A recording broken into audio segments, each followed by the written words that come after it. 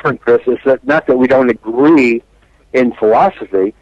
I still see tobacco companies scrambling to get kids to replace those who will quit or die. Well, I hold no brief whatsoever for the tobacco companies. How angry do you or I have to get before somebody listens to us? What do we have to do to raise the level of this awareness proportionate to the havoc that you know, and I know it's going to wreak somewhere down the road?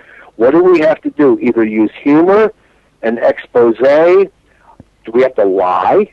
Do we have to make a spin about this thing? What do we have to do to cause the American people, the European people, the British people, the German people to understand that people who are out to use them for financial gain doesn't give a shit about them, okay? So when you know that, and I know that, and you're going to write about that, and I'm telling you it's happening because I have proof to back it up, what do we have to do to make a reasonable, fair analysis of what you're trying to put across? Yeah. Well, I mean, the only way I would put it is that I'm not a doctor, I'm not involved in public health, and I'm not involved in the anti-smoking movement, so really I don't care that much whether people choose to smoke or not. Once, like you say, once they're 18, I don't really think it's any of my business. I think it's very important, the same as you do, that people have accurate information about the risks,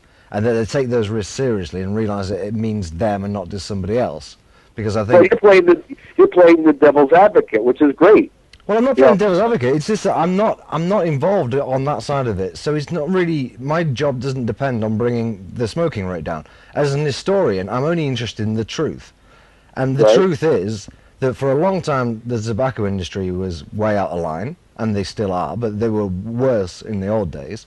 And now it's the anti-smoking movement that is way out of line when it comes to telling the truth, and that's all I'm interested in. Now, whether I don't really hold this idea that the ends justify the means, and you can tell a lie, and if it does good, then actually that lie is only a white lie. I don't care about that. I just care about what is factually, historically, the truth, and that's all my books say.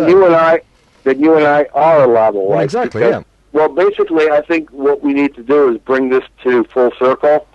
And I know I've talked from a couple thousand words that, a couple words are important, but I do have to tell you that I am done with tobacco control as it is today. I am finished. I will no longer work in tobacco control the way it is defined today through the American Legacy Foundation or the Campaign for Tobacco for Kids.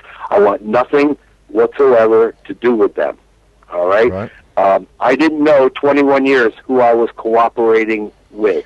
I had no idea what their goals were going to ultimately be. I was lied to. I was sold a bill of goods that I could do what I had to do for the sake of kids, and they would back me 1,000%, and they failed miserably. Okay?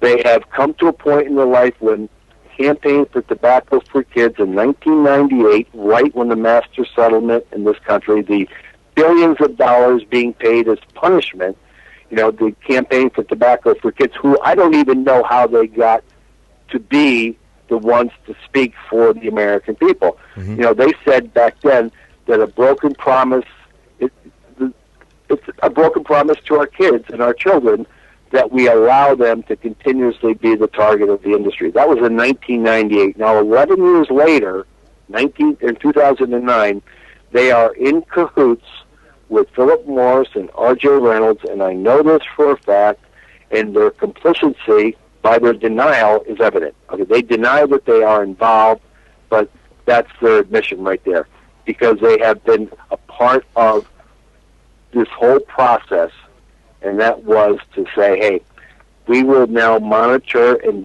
manufacture all of this new statistical information, which is junk science, lies, to now make the American people believe that we have their best interests at heart. They've been lying from the get-go. Okay?